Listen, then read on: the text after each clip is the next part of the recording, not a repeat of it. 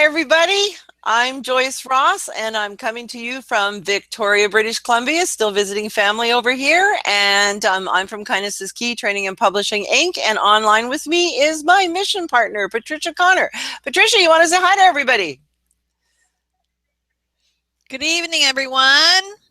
Or to some people, because I know we're all over the world. That's right. We're all over the world. So tonight's webinar is hopefully going to take 45 minutes. I'm trying to get better and not to make so many slides that we go on and you can't remember it all anyhow.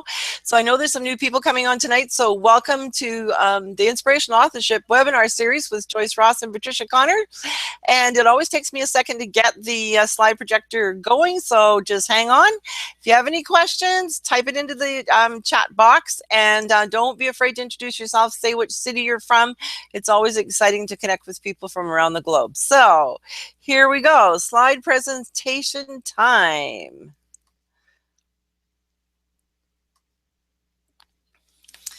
Okay, so tonight is our sixth lesson in grammar, which is part of our inspirational authorship with Joyce Ross and Patricia Connor. We're going to talk a bit more about commas, and then we're going to take a look at the paragraph sandwich. So we're going to do a little bit of review. And this is Grammar Dog. So she says, welcome to our sixth inspirational authorship grammar lesson. I'm Grammar Hound, and these are my webinar students. If you missed any of the 13 golden writing keys or grammar lesson webinars, you can catch up at heartmindeffect.com webinar lesson videos. So you can see that's me down in the corner. I'm voted most likely to star in a horror film. Then we have Silly Cat, who's Grammar Hound's assistant. And of course, we have the teacher's pet, Patricia Connor. She's also queen of the chat room.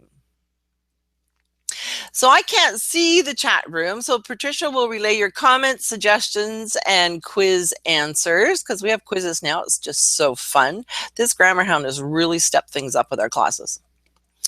And if you stumbled upon this lesson on YouTube and want to enroll in the free Inspirational Authorship webinar series, visit the heartmindeffect.com and click on the free writing course tab, and then you can enroll. There's a ton of information on there from previous lessons, and if you're joining us for the first time, I really recommend that you visit heartmindeffect.com to the free writing course and go through the videos, because we only cover things that are really important for authors to know, so or bloggers or marketers, about grammar and about writing. So there you go. And Joyce and Patricia are the co-founders of Kindness is Key, Training and Publishing, which is home of the HEARTMIND WISDOM Inspirational Anthology collection, which is available at the HEARTMIND store, www.heartmindstore.com. And really true tag is, if you're not reading HEARTMIND WISDOM, what's feeding your thoughts and soul? And Kindness is Key and the HEARTMIND WISDOM authors are proud supporters of Mercy Ships Charity Hospital Foundation. And you can learn more about this wonderful company, or it's not a company, charity, at mercyships.ca. So in another webinar, we'll tell you more about that. But if you go and check them out, you'll know why we support them. They're beautiful people. And we're going to do a bit of a review on the comma. So you can see that Grammar Hound has her hat on. So unless you want to evoke the ear of grammar purists, the comma following a transitional phrase is not optional. So this is a review. You've had this before. So Joyce skipped numerous grammar classes. As a result is a transitional phrase, she failed. So you'll note that there's a semicolon before the transitional phrase, as a result, and a comma after result and before she failed. And you could also use a period instead of a semicolon. It could say Joyce skipped numerous grammar classes, period. As a result, she failed. All review. If this is new information for you and you're a bit confused, again, go and enroll in the free or watch the free lessons on our website. So when we have a non-restrictive clause, that means the information is not essential, so you have to put that in commas. So the cat who ate the mouse, and then in commas, Silly Cat's cousin, is laughing. So if we didn't have Silly Cat's cousin, The cat who ate the mouse is laughing is still a complete sentence. It identifies who ate the mouse. So Silly Cat has a really cool little lesson for us. He says it's easy to remember that non-restrictive clauses need commas. Just think of the commas as handles you can use to pick up and discard the non-essential information. Here's some more review. When a sentence begins with a dependent clause or a subordinate conjunction, meaning it depends on something else to be a complete sentence. When a sentence begins with a dependent clause, a comma is needed before the end dependent clause. So that sentence I just read you is an example of that. And again, this is from a previous lesson. And a sentence that begins with an independent clause does not, so it can stand on its own, doesn't need anybody else. A sentence that begins with an independent clause does not need a comma before the dependent clause. And okay, we're moving on to new stuff. So a few webinars ago, I recommended this excellent movie. It's called Midnight in Paris. It's written and directed by Woody Allen, and it stars Owen Wilson and Rachel McAdams. And I know Jerry and Margit, who are usually on the webinar, watched it, loved it. So if you haven't seen it, please do watch it, but we're going to use it for a lesson. So here you go, your first quiz. So which sentence is correctly punctuated, A or B? So A, I recommend you watch the movie Midnight in Paris, and that IS should be italicized. This used to be a typo there. Or B, I recommend you watch the movie, comma, Midnight in Paris. So this is a review quiz. So Patricia, can you let me know when we have a few answers in the chat room? Yes, I will. So which one of these sentences is correctly punctuated? The one with the comma or the one without the comma? Now, I know Dee Dee Simmer's on there, so she's going to get this one. I'm pretty confident. She's my go-to grammar girl. Oh, Maggie was first to answer. Okay. Anybody else? Which one? Dee Dee. Good. Okay. So we got a few answers in there then? And mine. And yours. Okay. So I'm going to go to the answer slide. Here we go. Drum roll, Patricia. Oh, you're so good at that. Okay, the correct answer is A.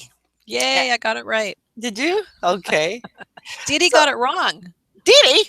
Here's the finicky comma rule we studied in an earlier webinar.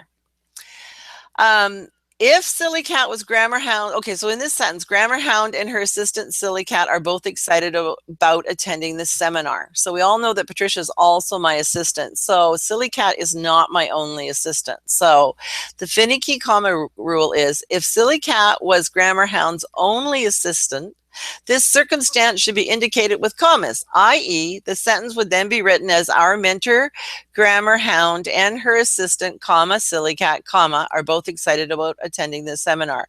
So when it's unique information and it can't be, you know, that title or a statement can't be attributed to anyone or anything else, then you put commas to indicate that. So correctly, you would write, I recommend you watch the movie Midnight in Paris, because it's just one of many, many movies. It's not something special. And it would be incorrect to put a comma and write, I recommend you watch the movie, comma, Midnight in Paris. Now,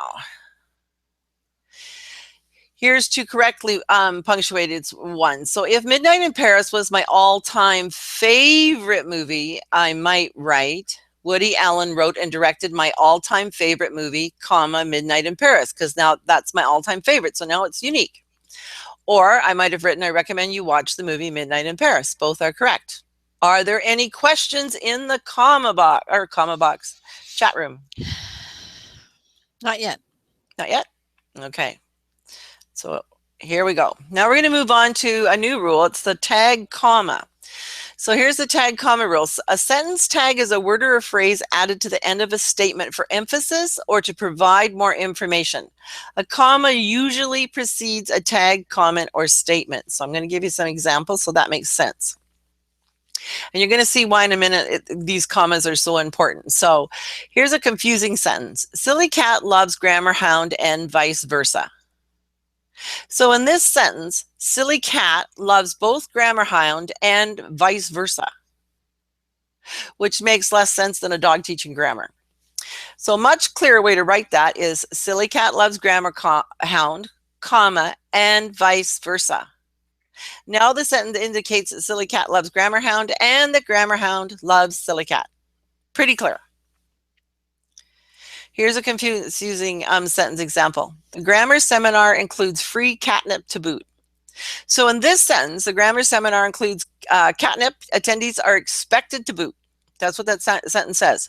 The grammar seminar includes free catnip to boot. So we're all going to boot the catnip. Much clearer. The grammar seminar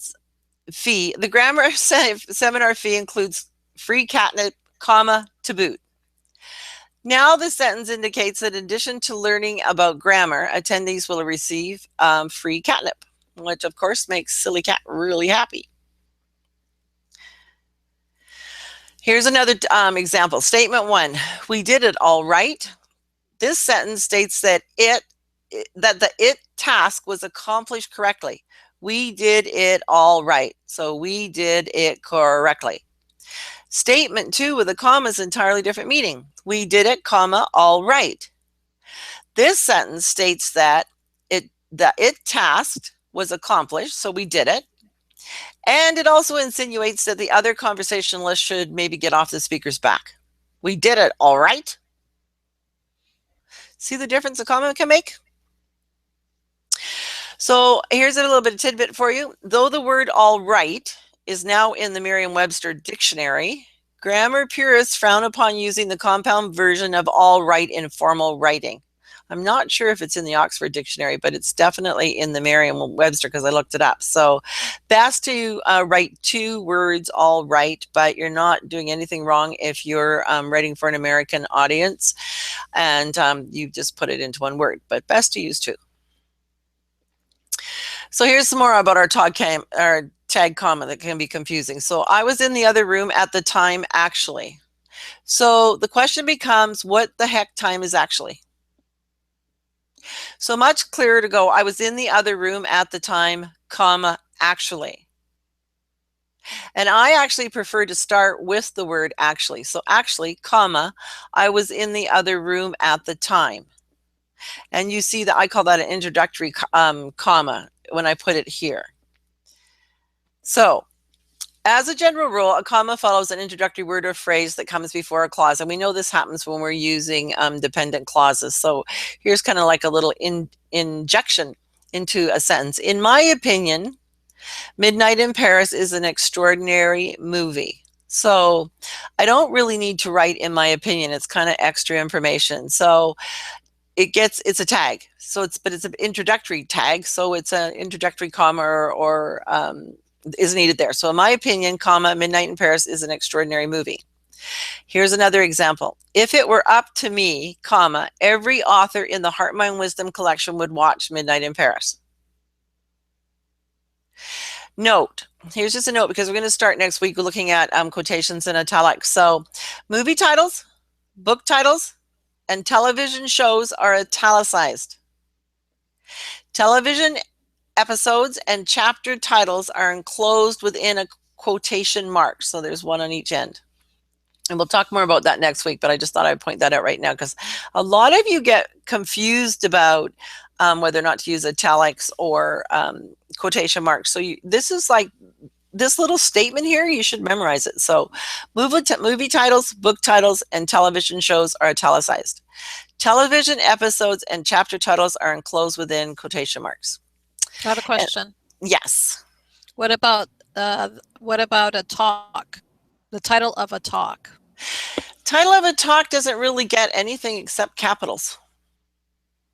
Okay. Yeah, but you would normally say, like, you know that I don't italicize or put the name of the webinars into italics, right? You just capitalize them pretty much. We could, though, for our, if we treated them like chapter titles, but normally a talk does not get either one. It just gets capital letters.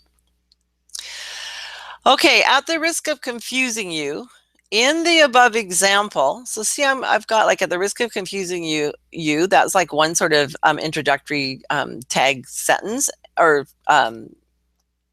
yeah, but it's actually a dependent phrase because it needs more information. At the risk of confusing you, we know it needs more information. In the above example, we know that needs more information. The Heart, Mind, Wisdom collection is not italicized. Why? Because it refers to the collection, not a specific book. Isn't that interesting? Thought you guys would want to know that. So it's time to study the paragraph sandwich. But Patricia, before I move on, are there any questions or comments in the chat room? No, I think everybody's quiet. They're all listening. Okay, cool. That's because I don't have any jokes this time. I gotta come up with some jokes. Call my nephew and he knows lots. So I just want to go back before I go on to this because I meant to say this and I forgot. One of the number one things I see new authors doing is trying to add a whole pile of information into a sentence without putting a comma. And what the heck time is actually? Well, that's really, but people often, I have a thing here. Uh-oh, I'm missing a really important slide. My slide said, I wonder where it went, that when you're putting information into a sentence, what you normally do is put the most important information at the end. So let's go back here. Where was that one that I said that I liked it better? Okay, see how I have the actually? So when I was in the other room at the time, comma actually is a fine way to write a sentence. There's nothing wrong with that comma. However, the word that you're leaving the reader with is the last word, which really has nothing to do with what you want them to really pay attention to. So it's better to go actually, comma, I was in the other room at the time. So get the actually out of the way and then put the most important part of the statement there, which is I was in the other room. So if there was like a murder happening, that's probably important, right? So actually I was in the other room at the time.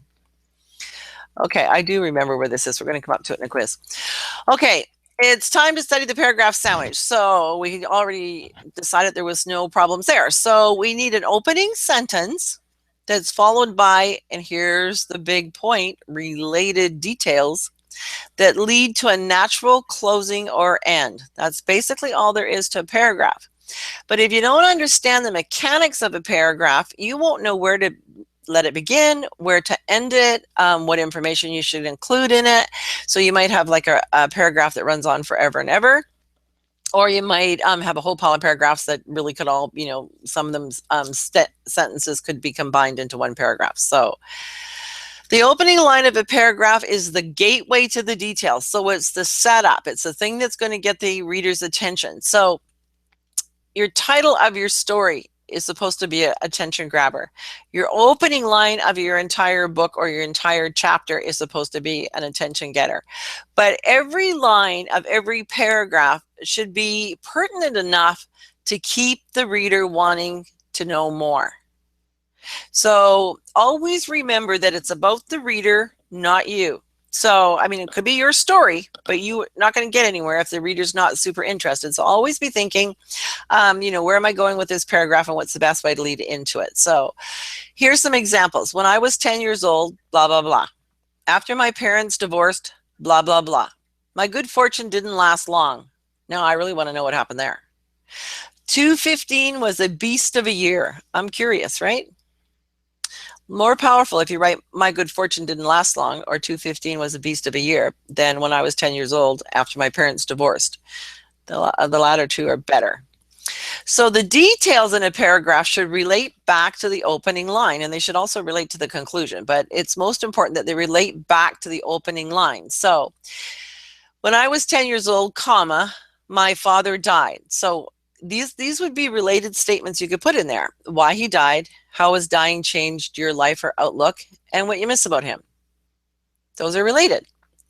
But anything that isn't about your father, your relationship with him, or his relationship with your family probably doesn't belong in that paragraph. Things have to be related. The details in a paragraph should meander toward a related and natural ending. So here's some examples of a closing sentence. The doc said smoking killed him.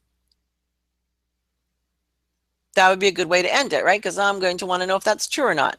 I could also end it in a different way. I could go, the doc said smoking killed him. I know differently. So now we've set the reader up to with suspense. We're making them wonder. And the opening line of the next paragraph segues into wherever you're going. So now you always have to remember, what did I end with? Where am I, and how am I leading into my next portion of my story or my next paragraph? So here's an example of a good way to segue into the next sentence. So you might have just written, the doc said smoking killed him. I know differently. And then segueing in, you could say, it was divorcing mom that poisoned his lungs, his spirit, his will to live. That's an interesting story. We want to know about that. Okay, so Silly Cat wants to know how long a paragraph should be, and that's a great question. And the answer is that from a single sentence to 100 sentences, a paragraph can be any length. There's no rules except for they have to be related. So though unusual, a one-sentence paragraph is useful for making a potent statement, i.e. one that stands out. And I use this in my More Than an Inch chapter about how important it is to honor the people that we love. There's one line that says about my great-grandmother, and it's one line all by itself in its own paragraph, and it says, Nana died the next day. And I left that all by itself because I wanted people to understand that that was major and it had a huge impact on my life forever. So it just says Nana died the next day. So composing a 100-sentence paragraph would be a bit tricky, although it's been done, because all the details must be related to the opening line. And aside from the details must be related rule, paragraph length is largely up to the author. However, modern literature has moved towards shorter paragraphs. Everybody wants everything quick, short, sweet, fast. So that affects what modern writers are doing. They're responding. So it's quiz time again. Type your answers into the chat room and Patricia will relay your answers. Here's your question. So which sentences flow better, the A's or the B's? Silly cat is a wise and witty cat, in my opinion. 6 is better than 7, time-wise. Silly cat was complaining the other day. Or, in my opinion, silly cat is a wise and witty cat. Time-wise, 6 is better than 7. The other day, silly cat was complaining. Which ones do you guys think flows better? Everybody gone? No, everybody's there, but they haven't answered yet. Oh, yeah. Yeah, I wake them up when I have these quizzes, right? Throws them right off, I'm sure. Okay, I have a consensus. Beg your pardon? Something's happening. I'm getting an echo. Can you hear me okay, Patricia? Fine. You can hear me fine? Some people can't read, yeah, because some people can't read the slides, but mine is perfectly clear. Okay, well, I will read it out loud. So you can hear me, Patricia? Yeah, but everybody answered, Joy. Everybody answered B. Everybody answered B? Oh, they're so smart. Yes. That's really smart. So get the stuff that's not important out of the way first, right? So the B statements flow the best. General rule, save the best for last, i.e. end your sentences with what you want a reader to notice most. So we want them to notice that silly cat was complaining, not that it was the other day. We want them to know that 6 is better than 7, not that we're just mentioning time-wise and not date-wise. And we want to know that silly cat is wise and witty, not that it's your opinion. So very good, everybody. Congratulations. Okay, now they're hearing the echo. I'm hearing an echo. I don't know what's happening. I don't hear it. But the connection. It must be something weird with the connection. Anyways, the lesson's over anyhow, so I don't know why we're getting an echo. You've got your headset on, right, Patricia? Yeah, I've got my headset, no problem. I can read it clearly. I can hear you clearly. So I'm not sure what's going on. I don't know. It's better now. The echo's gone. Didi says it's better now. It is better. Okay. So let's just go back to that slide then for anybody who didn't really get it. So you all got it right. So just get rid of the tag first and keep the best information for last. Pretty simple stuff. But if you don't know that, you don't know that. So next week, or 2 weeks from now, we're going to talk about the difference between italics and quotation marks. And there's a lot to know about that you don't know. I've taught you the most important ones you're going to be using at the moment. But there's lots of finicky things. Like, for instance, the New York Times, you actually don't italicize the, even though it's called the New York Times, but you italicize New York Times. Like, there's weird stuff. So we're going to be looking at some of that. And I know there's no questions. So here's something I want to do is bug. If you guys haven't started reading Heart, Mind, Wisdom, I'm really wondering what's feeding your thoughts and soul. And also, you can receive a 25% discount. You just go to the Heart, Mind, Wisdom, Heart, Mind store, and when you get to the checkout page, enter the code WRITER, all small letters and no quotation marks, just the word WRITER. And also, if you want to be a really good reader, you have to write. If you want to be a good writer, you have to read what you're writing. So when I was writing romance, I read a ton of romance. When I was writing self-help, I read a ton of self-help. Now I'm doing marketing and inspirational authorship. That's the kind of stuff that I'm reading. So my question for you as an inspirational author, if you're not reading Heart, Mind, Wisdom, what's feeding your writing expertise? Because one of the things you're going to find out is that all these things I tell you, and Patricia tells you, well, okay, I don't tell you anything, but Grammar Hound teaches you, we apply them in Heart, Mind, Wisdom. So you'll see them in action, and you just, through osmosis from reading, become a better writer. It just happens. So read, and, particularly read our books. And here's something fun. Joy, yes. I have a question, Joy. The 29% of the e-books and the other books, the softcover books? It's 25% off of anything. It's a discount. It's a total 25% discount. Yeah. So it's off their order. And it's really not going to affect this order, though, because in the library, at the Heart Mind store, not the library, you can get the Kindness Ambassador, which is the 13 keys to living the life you're meant to love, personally, professionally, and spiritually. And you can get the most wonderful guided workbook that you'll ever work with for honing your purpose and your goals in life. And that's written by Patricia. So Patricia wrote Heart, Mind, Purpose, and it's actually got a whole pile of questions that you fill out over time. You don't have to do it in one sitting. And think about it, that questions are not difficult, but they really clarify where you want to go in the world. So it's free. If you don't download this, I have to wonder what's going on unless you're really super clear. And the Kindness Ambassador and the Sugarholic Prosecutor, well, that's just fun because it's a semi-autobiography about Patricia and myself. The 13 keys to living the life you are meant to love is just woven throughout, so it's kind of fun. The characters are terrific, and if I say so myself, there's a dog in that book. I know Patricia, that's why she liked it, and some young people, and it's just a really good, easy to read inspirational romance novels. So I really recommend that you get it while you can afford it. It's free. You don't even need a discount code. Okay, so mark your calendar. Next webinar is Tuesday, May the 10th. And is there anything else on here? Ta-da! We're done. Isn't that exciting? Wow, in record time. I know there's record time, Joy. It's only nice. 7:28. Yeah, it was very clear, and yeah, that's perfect. Well, I just thought that we were getting too long. And so this time of the day, I think that it's better if we just do webinars forever and keep them shorter and sweeter and, do some reviews and introduce some new information. And eventually we'll run out of things to talk about, but probably not for like a year. Takes a long time to learn all these little nuances. But anyways, the major stuff we've already covered in the writing, but we're adding in more inspirational authorship stuff. And next time I'm going to talk to you about segueing between sentences, because between paragraphs, because I know that's tough for a lot of people. And how do you do that? So we'll have some tricks and some examples from Heart, Mind, Wisdom. It's going to be good. Any questions, Patricia? No questions in the box? Questions, Joyce? So no May questions? 10th is the next one? May 10th is the next one. Okay, that's it, everybody. Be the love, be the miracle, be the light. See you in 2 weeks. Well, I'll talk to you before then, but we'll see you in 2 weeks. Love you all. Bye. Good night, everyone. Night.